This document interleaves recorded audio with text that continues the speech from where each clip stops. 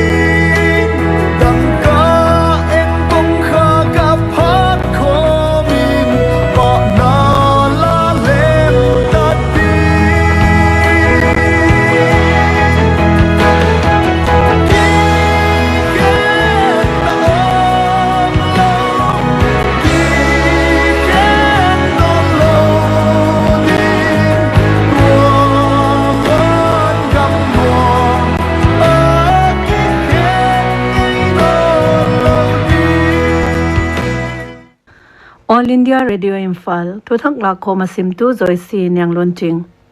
Manipura COVID-19 in Hoilam North Person somguk le kwa point li phata in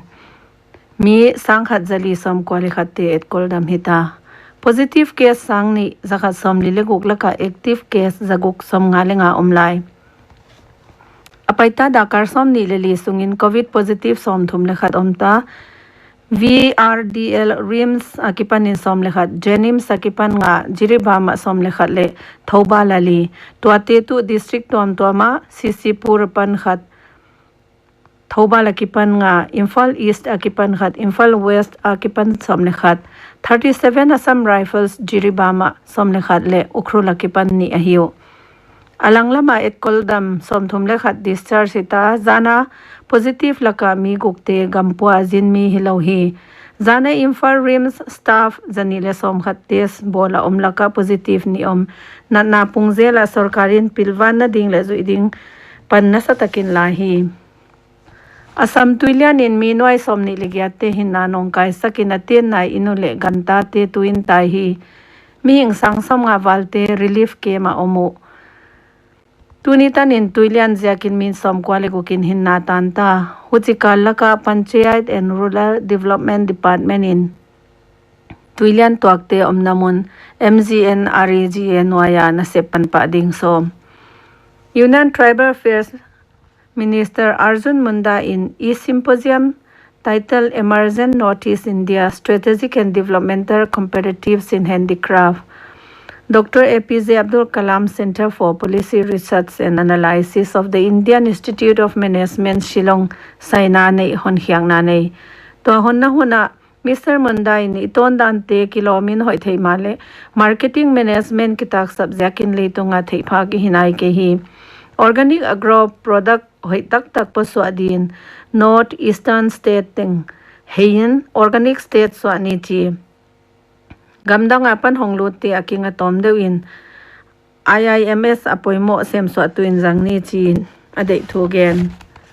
COVID case tamna diak state kwate phalpin containment zone abik takate soi taka bol ding ngai khok ding in the sakna bol to state kwate to Andhra Pradesh Bihar Telangana Odisha West Bengal Assam Karnataka Jharkhand le Uttar Pradesh te hi central le state apan khomna a high level meeting state ipon khyak tak te akipan in chief secretary le health secretary ting cabinet atu khoma thu ngai to akhom na ahung piang khia hi hi Meghalaya Sarkarin Shillong City le khopi polama mi te na muntana tarik somni le gok pathiani zan ki mapan somni le kwa zan kim tan lockdown puang thak COVID-19 case punluat na ziakin kilo zak ding vien na hi thupung na Kilai hi Chin Deputy Chief Minister Preston Tinsong in Zanin gen Hong Kong se mai hi le lockdown belap zel hiding chi lockdown sungin health authority in panak takale ding a hi manin mi pin na ki thwa pi ding in zongen Health Minister AL Hek in Zana COVID-19 positive case somnga le ni thak mu thaka to active case zali som kwalenga phain avekin case zanga som gele sagi omta midang som gele sagi te et koldam hitain midang nga ten silo ta asama zanin guhatia zalile som le sagi kachara zaran le li gom khom positive case thak sangkhat zakhat som thum mu khyak thakinam Assam Health Minister in tweet a COVID-19 patient sangkhat le somgoleni zana et koldama pot sakhita hi chi Karimganj Nalbari le Kamrup Metro mi gokin si lota asama active case sangkwa zakhat somli le thumle asi somsagi le sagi telin case sangsom ni le kwa zakwa somni le khat phata hi India in chamte thamching covid test zanin ni khat sunga ding in test lakli sangsom ni bolkhia Health and Family Welfare Ministry in tweet tungton in kha tomchik sunga test na lampi bol ma ahi dan gen gam sunga coronavirus sample test na laboratory sangle zathum walom ahi dan zongen be Health Minister Dr. Harshvardhan in population dan etin COVID-19 ziaka nale si India tompol hi India damsu percent somguk le thum point somli lenga asilo 2.3 pha Shanghai Cooperation Organization's Health Minister Digital Meeta athugen na Dr. Harshvardhan in India in personal protective equipment PPE bol khiang na nei lo himale khatam lo chik sungin tam pi bol kheta PPE hoi tak tak zong gam danga thon khethei ta hi dan gen ventilators le medical oxygen kita sam sek pen zong omnon loin nat na hi pi do dal na akul bang sem swa thei India hi dan zong tak lang apaita dakar som ni le sungin Delhi a coronavirus case thak sangkhat le som ni lenga oma thutun nga ahi tuina vekin lakhat sangsom ni le gyat zathum som gele kwa phata tunitana et koldam lakhat sangsom tulerin corona case sangsom le thum jaguk som gele khatom coronavirus ki the dal ding dal nain Uttarakhand a khopili Dehradun Hariwat Udham Singh Nagar le Nainital weekend sung lockdown puaninom tuni le jingchang huntom chik sung medical store le niting poimo jong namun te hon theisak zuiding ki bol bang in tom chik hon hiding case thak sani somsagi le ni omto covid som le kwa ve sanga jasagi le som le sagi tung hi dam nalam percent som guglel tungzo Central Armed Police Forces te boy pen to coronavirus ve pungchi hong sokta Chhattisgarh ta CAPF zawan zathumwal positive atam zote suti ki non quarantine center amuhi Gujarat COVID-19 recovery rate percent somsagilani point somli hiya Dakar somni lali Paitan hospital tuam makipanin zagiat somsagilani potin tuin adam hiya mi sangsom thum legiat zagiat som thum pha Surat muna COVID-19 veimi sangsom lekhat zaguk som kwale thumom asi sangni zani som gyale thum Active patient sangsom lani zangale som legya laga som gyale thumte ventilator bulinom hin Ahmedabad aidan jil Lakkhawm to apan thutut nga hi Maharashtra BMC in frontline coronavirus health sanitation le sewak sector ate COVID-19 test bolding thu pia police personnel duty sem khete leng jana panin test nei pathitau Karnataka zanin swab sample sangsom ni lekwa zagya le som lekwa te sin toalaka Sangale sagite positive in positive case sangsom gelenga zagyat somsagi omta sarkari staff kidai non lokmanin Rajiv Gandhi University of Health Sciences at lab technician course aikele science student final year sintele COVID-19 volunteer te swab test bolna dinga zat mai ding thopia Tamil Nadu azana case thak Sanguk zasagi somgel lenga milang ni phial na veyomta combator mona tunia kipanin ni thumsung lockdown poninom chenaya police personnel zakhat sangkhat zaguk somle gokin veya tualaka sangkhat zakhat somgel gyate damina na sem naw na sem non taw hi nanna ye do zo lo wasi mili te theigi ge hyun chenaya tan chin Lakkhawm to pan thutut nga a hi Air India and Vande Bharat mission noya gam tuam Somale thumakipan in India milak ni le akim hun patungta Pune pansan Genova biopharmaceutical in amasapendin messenger RDA based COVID-19 potential vaccine candidate HGCO19 mukhia tu kumtob lama test pathiding hi tangle khule COVID-19 symptom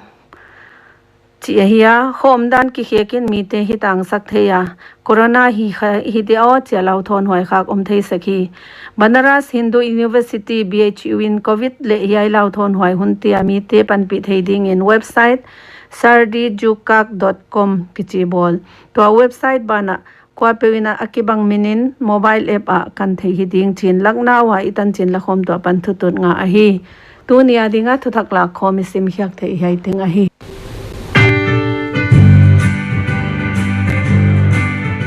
COVID-19 dona a frontline worker te na sep pan pi in la pa toy dan siamin thuzau the jak tu in pangken thubel chian dol le thudik na theina ding in Ministry of Health and Family Welfare website a pan la zel in la COVID-19 the jak tu in kwa ma ngo ken COVID-19 veidam kik te ten bol mai loin thu hoi le ma ban la met na to han thon zo in heinat na ve kha le quarantine om khate min hi na veng min te pholak ding a hi ke thu swa tu Ministry of Health and Family Welfare Government of India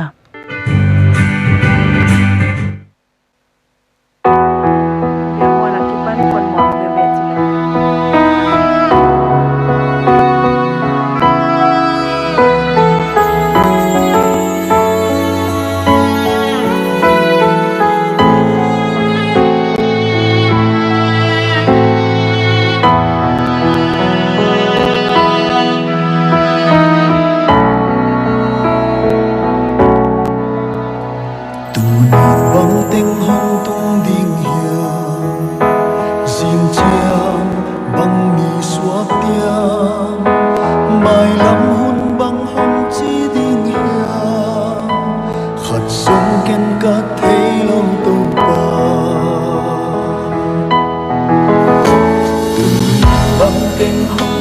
Mì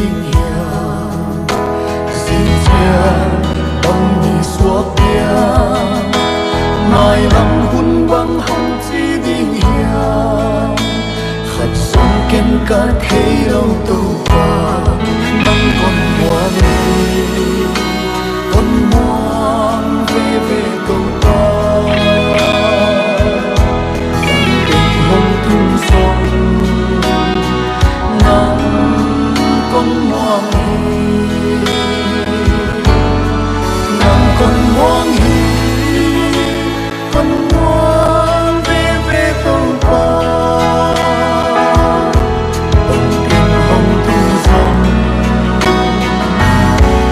nang con muang về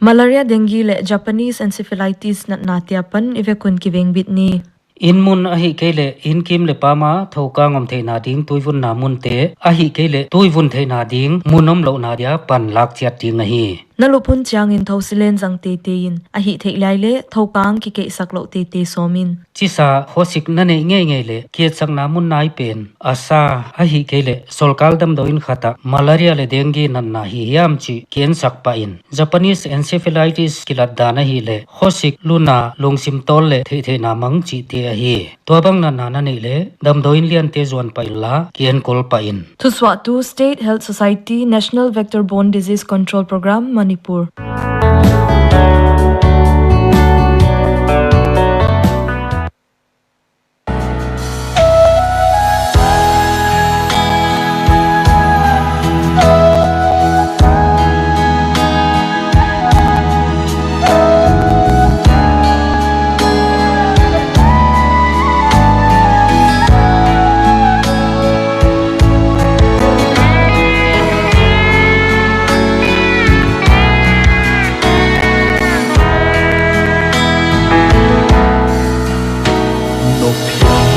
yang gắt qua đi về nằm thế bị lâu ôm lâu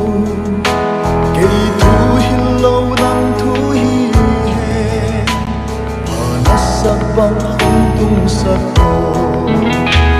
nỗi yang gắt qua đi về nằm thế bị lâu ôm lâu cây thu hi lâu nắng thu hi hè mà nó sắc băng không tung sắc hồ nắng con muôn đi con muôn về tàu qua bằng tình hồng thung sông nắng con muôn đi nắng con muôn đi con muôn về tàu qua. All India Radio Imphal Jing Chan Thuthak Lakkhawm Simna le ji tuan son munga kipan Phatna La Pol ngai nai le ding tuini taklam dagli le min som likin to kitani ni hona beta munchia paite program ngai ting tingom nom le mangpha